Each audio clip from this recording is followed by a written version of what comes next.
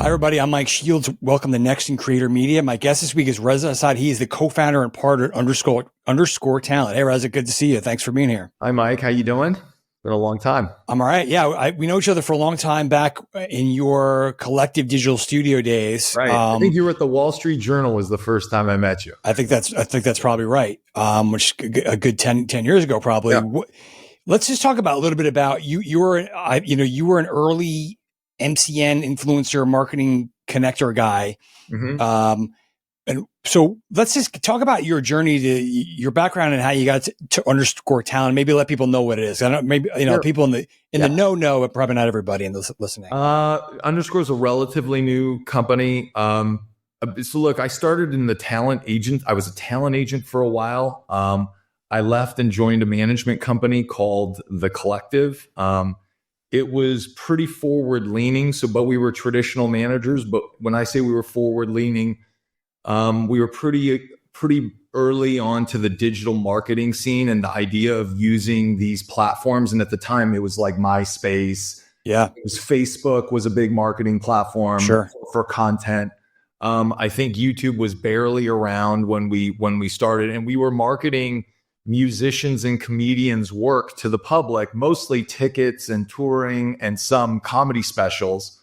But we were very digitally forward in how we thought about, the representation of our clients. And our representation was 360 and very traditional. So we'd make our money touring Linkin Park and Cat Williams and people like that. But we use these platforms to connect with people. Yeah, but these were not creators at that time, or what we think of today. These were not creators at all. They were traditional artists, and we found the digital, and this is like 2007 and 8, and maybe even earlier than that, was a really viable way of communicating and marketing your content to people. And the business would happen elsewhere. It wouldn't happen online. It would happen at the stadium. It would happen when you went to Walmart and bought a Cat Williams DVD, frankly. Right. So it was that like old school, but this was a way to get the word out and let people know what the content was about and to market. And one of my colleagues signed the first major digital creator. His name was Lucas Cruikshank. He created the character of Fred. Sure. And we, started messing around with that IP in an interesting way. We did a Christmas album because he spoke in a high-pitched voice, and I think somebody in the office was like, the Chipmunks sold a lot of, this was not a lot of thinking here. It was someone said the Chipmunks sold a lot. This kid had a huge audience. We didn't really know what we were doing, but we put him in the studio with some well-known producers, and they came out with 4 songs, and we sold 100,000 copies of this Christmas thing, which was kind of interesting. And then we kind of got into the IP, which was way more developed than it looked because it was just a vlog style, kind of raw. He was talking to camera, but he was telling this really elaborate story about a young kid who was, on medications. His mom was like an alcoholic. His dad was nowhere to be found. He was in love with the girl next door, but the other kid next door was bullying him. And he built this whole world speaking, directly to camera. And so we thought it was like ripe for a movie. We partnered with Brian Robbins and we created the Fred franchise. Brian, who eventually, he was a co-CEO of Paramount, but he was at Nickelodeon. Started Awesomeness. Yeah. He's a very, and prior to all that, he was a very well-regarded filmmaker in the kids business, right? Yeah. He really knew how to make content that resonated with young adults. And so we partnered with him. We made this, it was about $1 million movie. We ultimately licensed that to Nickelodeon. We did 3 movies. We did 25 half hours of the Fred content. And honestly, had Lucas not wanted to play the character anymore, had he just sort of burnt out on it, he could have played that character for 5-10 more years. It was a huge hit in the Paramount ecosystem. And that was the beginning of us getting a lot of early inquiries from the early days of YouTube. Right. So there's like a different kind of talent, a different kind of person out there that is you're figuring out. They're finding a space and a voice, and you're saying this. They're going to need some of these traditional vehicles to get them in business. Totally. And what was interesting was it turned out that part was interesting, but what was way more interesting was this intersection of advertising and attention and all the stuff and the possibilities that could happen on the YouTube ecosystem. So while we were wedded and had a lot of capabilities in the traditional sense, we actually ended up getting out of the management business, starting an MCN, which today is called Studio 71, and built an entire ecosystem, which was mostly marrying creators with advertisers. Obviously, there was some IP that comes along with it and a lot of other things, but our business sort of really evolved into that first generation MCN, as you discussed. Right. And from there, my partners and I, we ran that business from 2009 to 2020, so for 10 years. In that world, that's like, 40 years. Yeah, right. It was a long time. I think we started Studio 71 officially, like at the time it was called Collective Digital Studio, like in 2011. So an 8 or 9 year run.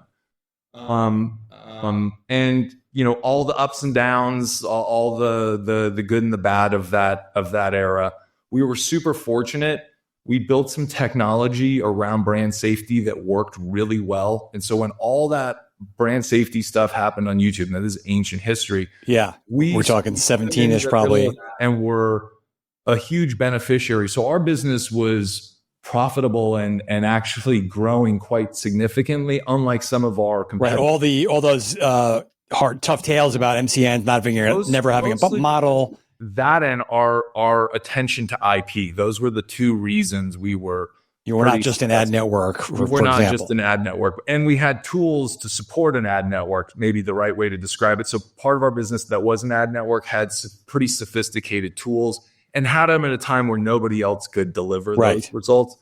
And on the flip side, we were very content and distribution focused. So we were first on Facebook. We did a lot of content distribution on Tubi and Roku and all the sort of the connected devices that you see. Before people were talking about CTV and FAST and all that stuff. Yeah. And then we were pretty strong on the podcast side. So today I think Studio 71 is the top 10 podcast network in the US. So that combination made the business, was really productive for the business. But my partners and I, Dan and I, who sort of founded the company, and Michael Green, the one thing we kind of lamented was that we'd been pretty disintermediated from the talent we were working with. We were definitely a service provider, but we weren't in it quite in the same way we were when we were representatives and managers. And when we looked at the ecosystem, the world had gotten super complicated versus 2010, where the world was pretty simple. Sure. Lots of platforms. There's lots of different ways to make money in this ecosystem.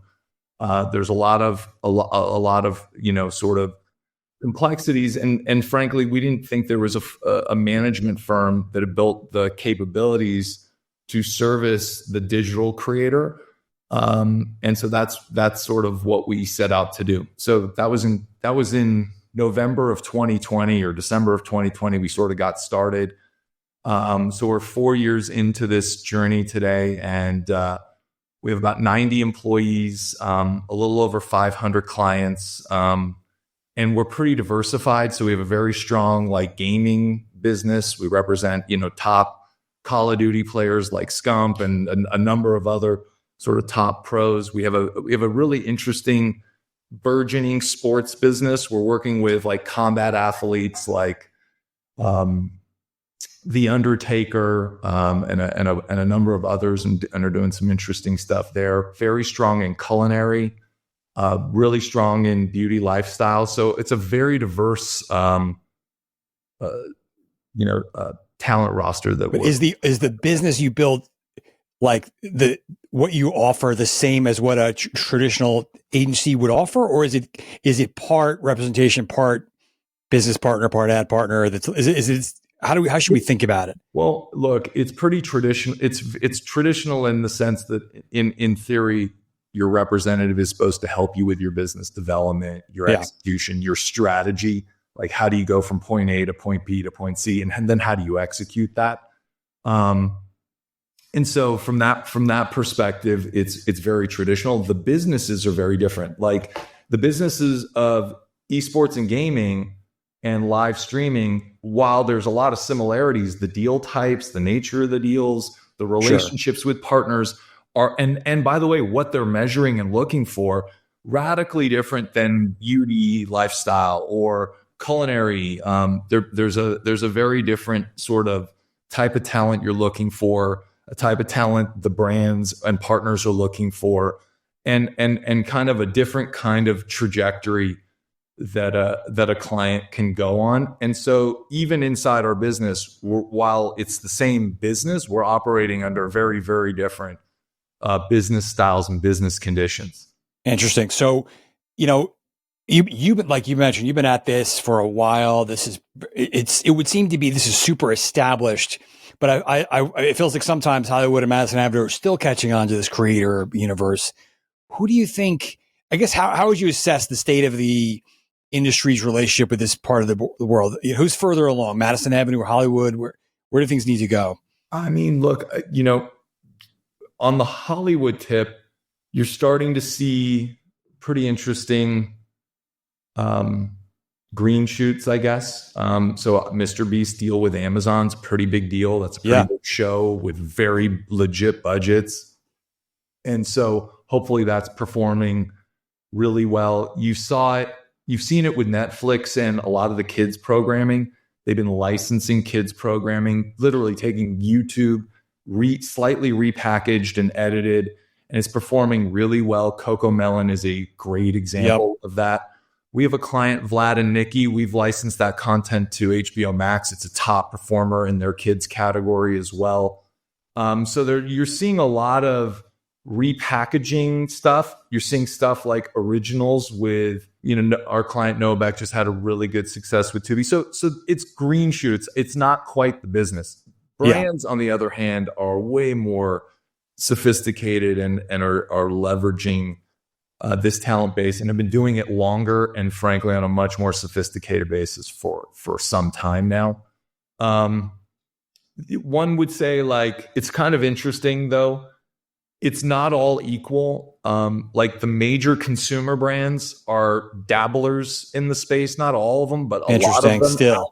Still outside of beauty and outside of like some culinary stuff, like very direct where it's like literal stuff, there's less engagement than you would think, especially given the competition they face. Like I'm surprised, Old Spice and Axe haven't come hard for what, Jake Paul is doing. I'm surprised that Hershey's and, the Mars guys haven't gone totally nuts on what Mr. Beast is doing. They've sort of just let it run. Letting that happen is kind of dabbles. They're not like put their feet in the water in the same manner that Logan and Prime. So it's kind of just interesting to see it that way. On the flip side, L'Oreal, Estee Lauder, almost every beauty brand, this is kind of the main pathway to exposure, to new audiences, to new consumers, to a lot of the things that they're doing. So it's kind of a tale of two different worlds. I think beauty has this one weird feature where there's a measurement company. It's called Tribal. Okay. That has been doing it for a long time, where they've kind of bought into their metrics in a very, very significant way. And it actually now is affecting, it's been affecting for years, planning at Sephora, planning at Ulta, planning inside the sort of the major retail partners. And so because of that, that segment is all in. Plus, a lot of people buy it digitally. Yes.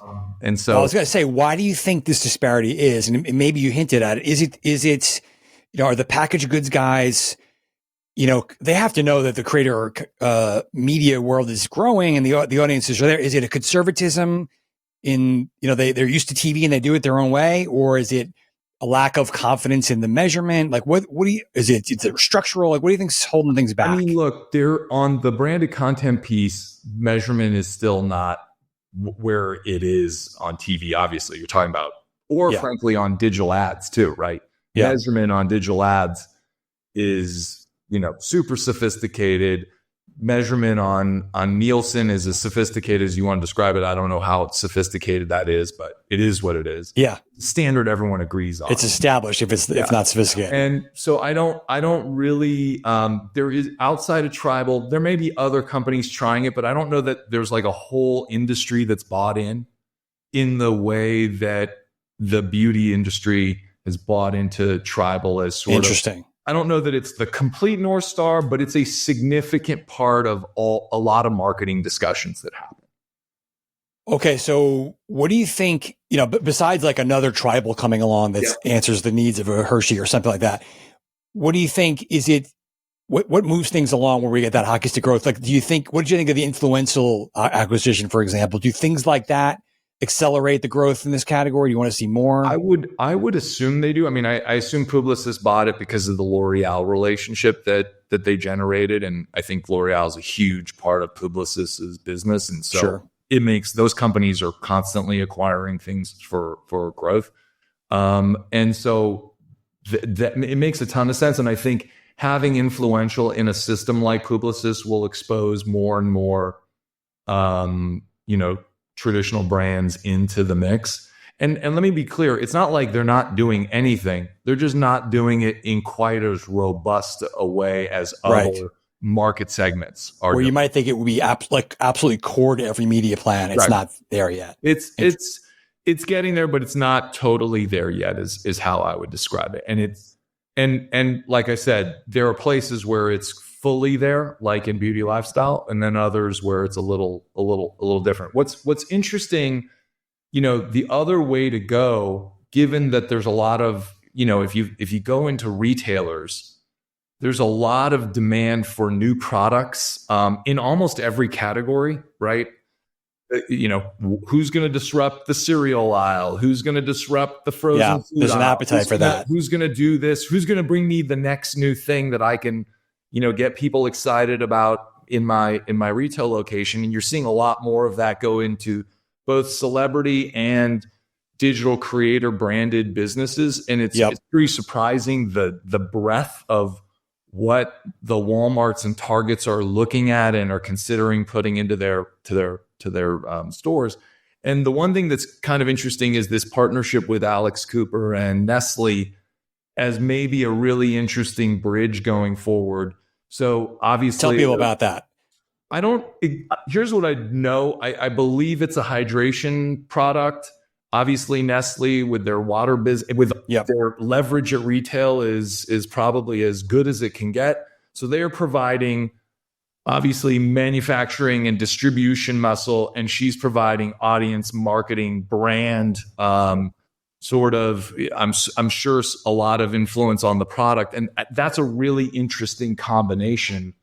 And hopefully we'll see more of that. I think if that kind of stuff is successful, maybe you'll see a much It's a copycat industry. You think a lot of these guys will. And you'll also see just a more aggressive spend because you don't need to give 50% away. Maybe you just put aside a budget and start buying in some way. And so, the fingers crossed that kind of thing is really successful. Actually, Nestle, of the consumer products, does a lot of interesting stuff in the influencer space. Interesting. Let's drill down a little bit. So, like you talked about, you work with pretty much every big platform. What do you think? YouTube has had this moment this past year, especially with their penetration in CTV and just the recognition of how big and powerful it is. What do you think brands and buyers don't maybe understand about YouTube? And then how has the TV thing changed the game for you and your creators? It's kind of a couple of different questions. The TV thing has been happening for a little while. And what that means is longer content. So podcasts is a very good example, are being surfaced more and shown more. And therefore you're seeing greater performance from like historically longer formats, hour long, half hour long, sometimes multi-hour long edits and compilations of videos. Interesting. And so there's a whole new form factor that suddenly gets really viable. Here's the other thing that's interesting, and this is just more about the economics of it. When you have a longer piece of content, you can run more ads in the middle. And so it's not TV dollars. I don't want to get carried away, but suddenly you can start earning really healthy revenue per view. Because they're in an hour-long format, there can be a ton of ad breaks. You can have 2, 3. Where if you were talking about making 2-minute videos all the time, you had one shot pretty much. You had 1:15 at the most. Maybe you could do something more aggressive, but really you had 1:15 at the top, and now you can have 4 or 5 ads, 3 ads running. So it's 3 times your money, 4 times your money. And so that's the other side. So with fewer views, there's a real healthy revenue story there too. That's kind of interesting. And so we're going to see a lot more, I think, interesting formats. I think scripted, like very low cost scripted, is going to be interesting. I think Darman is doing a really interesting job with scripted at scale. That's interesting because there's been fits and starts whether that's actually going to work in this platform for a while. That you're seeing an opportunity there. You got to have and I don't mean this in a derogatory way, but you got to have a Tyler Perry. It's a bit of a factory because you got to put out a lot of content, and in scripted, it's just it's a challenge to execute. But if you can get it right, there's definitely an interesting thing that could happen. Obviously, formats like talk, documentaries, it opens up a whole suite of formats that may not have been as relevant before. So that's on the talent side. Interesting. A lot of interesting things are happening there, and opportunities there. On the business side, what are people missing? Here's the flip side. It's the opposite. I think, Google and YouTube have done such a good job of like attacking TV dollars, right? TV. Yep. It's been an obsession forever. Budgets, yeah. It's the biggest everything. What they've missed, though, is Facebook has created their own market. It's called social, and they own it basically outright. There's TikTok and there's Snap and Pinterest maybe, but really they own a defined market. And it comes with some other features, right? It's shoppable. It's got all these things that make it's easy to buy and get a campaign going, it's kind right? of targeting in a very and so the Shorts product, it doesn't I think some of the advertisers have to like almost think of it as 2 different businesses. There's this social product that's very powerful on the cell phone that exists on YouTube, and then there's this TV, longer form, frankly, even short form on your phone, but 5-10 minute videos, but more where you're more engaged than a minute or 3 minutes or whatever the length is now. That's not an easy story to tell, right? It's kind of a different story because they've been touting TV for so long. And it's interesting because, they've kind of won the war, maybe not with every brand, but with most brands. And so the next story needs to be social, shopping, all these things that they have, but they just need to figure out how it all works together and is sold together. And I mean, look, there's been a lot of growth in Shorts monetization, but what's missing is all the buying that happens on that platform that you don't see, that you see on Facebook. There's a lot of they'll buy organic content. It might turn into an ad, it might not. That ecosystem does not really exist in the same way on YouTube as it does on Instagram, on TikTok, on other platforms. Okay, so that leads me to the obvious question. I mean, I can't say I know what's going to happen with TikTok. It seems like it's in real jeopardy, but all of a sudden, new president, the Supreme Court. It's very unpredictable. So I guess another 2-parter is: are you seeing a lot of caution among clients, like we got to hold off on making a decision? And then what's the opportunity? Does YouTube step in and really take that audience? Is it Instagram? Is it unknown? Who knows what's going to happen? I was trying to find, I'm blanking on the name of the betting app on my phone, but there's like the guys who predict. You can actually bet on whether TikTok goes. Bet on this, and evidently most of the smart money or the bettors anyway are saying it's not going to go. It's like 30% yes, 70% saying it's not going to go. Interesting. Look, it's a law which is more complicated, but I don't really know. I can't figure it out. Who will win after that is anyone's guess. And the question is, win what, right? There's a shopping on TikTok is really powerful. Yep. Really strong affiliate product. I think everyone says they have it. Ironically, Pinterest is like the most aggressive on becoming like an affiliate place. I don't know if they have enough scale to do right. They're not as universally used, but they're pretty well adopted. They're very well adopted with some, segments of the market. Yeah. So that's one interesting bet. I don't know if YouTube shopping is as good as they say it is, and Facebook is really easy to buy off of. I don't know who will win the shopping war, but maybe Facebook looks like they would, but their shopping is more done through an ad. It's a different product. It's not as affiliate driven Right. for them. So it's a slightly different business model. So that's going to be up in the air. And then where's all the content and audience going to go? I would assume that the one thing, there's a lot of parity between what Reels has done and what Facebook has done is a very, very good job in sort of deploying Reels and deploying data against Reels to advertising partners. Mm-hmm. So the buyers are there. There's a lot of excitement there, which, by the way, wasn't there year and a half ago, 2 years ago. They've done a really good job in the last year and a half getting parity with TikTok. And in some cases, like accelerating past TikTok from a buyer's perspective. So they're going to pick up all that energy. And I don't know that YouTube is set up yet anyway to pick up a lot of that.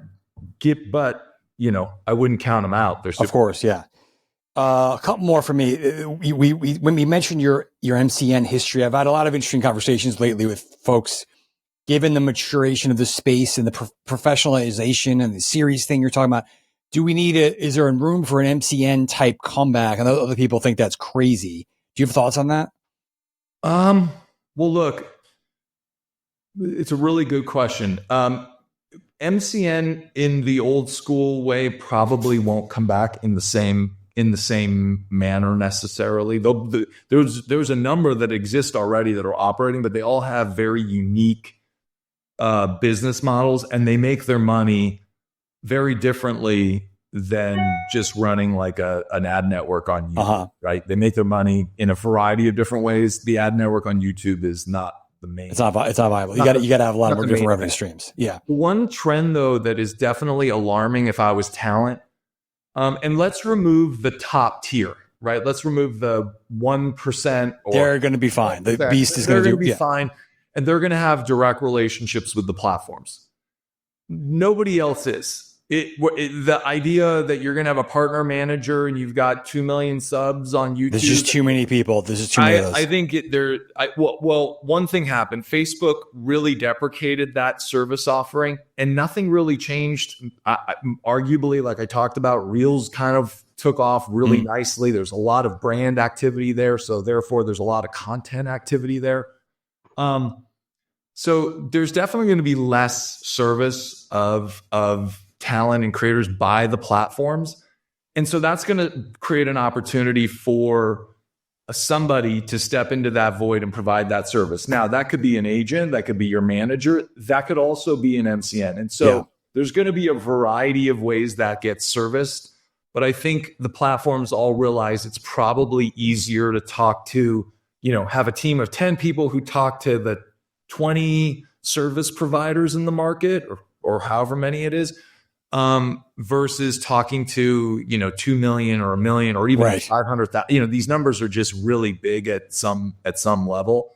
I think that's where it's headed over time. And look, AI and automation is going to just drive that faster. Right. Because ticketing and all that stuff will be simplified, I think, in many regards. And so that like small little monetization challenge you have with your Facebook page or your YouTube page, that will probably be serviced by some provider.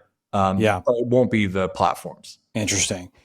Lastly, just before I let you go, give us, are there any recent stuff you want to talk about with the talent you work with, or some brand deals that are with really good examples of the kind of where you think this space is headed this year? I mean, God, we have had so many, and we do so much volume. The one thing that was interesting, just to speak to the power of the world we're in, and this was total serendipity. This was not a planned event. But we had this young guy, his name is Logan Moffat, and everyone knows him as like the cucumber guy. And of course, he's a kid. He's been working on social media for a long time. He's really fascinated with Asian culture. He's super likable. He's like a really charming guy. And he started doing cucumber recipes inspired by his love of Asian, really Korean cuisine. Interesting. And dude, there was cucumber shortages all over Europe. He did this small partnership with, I think it's OXO, this is even before we got in business with them. I mean, they've had massive sales off of their mandolins and some basic stuff. And, he's doing a ton of interesting business, but it just speaks to like, how if you catch one of these trends, like there's just a huge opportunity. The power that's there is unbelievable. Really powerful. And, for him, it's going to be, transitioning from that to a career. And so far it's been going, really, really well. But that's just an interesting moment when you sort of think about these things and where they may come from. I mean, he was he was like kind of an overnight success, but it was like 3 or 4 or 5 years in the making. So it was not really. That's cool. But it's been really cool to see. The other thing that's been pretty cool is, we started working with The Undertaker, and we manage his podcast, and, in particular, and that's really done really well. So it's a top sort of sports podcast. Obviously, wrestling's a big thing online, and this performs incredibly well. That just speaks to the breadth you're talking about, right? This kid with cucumbers and Undertaker. We've done a ton of really, really interesting things with him. And look, Noah Beck's career is kind of interesting because he started as the teen, like in the teen house during COVID. He transitioned. He's been doing a lot of work with major fashion brands over the year. And then he has his first movie coming out. So I think there's just a lot of really interesting things that we've been working on and things that are sort of happening in our ecosystem. Fascinating stuff. I didn't expect to talk about the Undertaker and cucumbers here, but it's going to be fun to watch where all this goes. Sometimes it feels like that way. Rez, a great conversation. Let's talk again, but thanks so much for your time here. Thank you so much, Mike. I'll see you soon.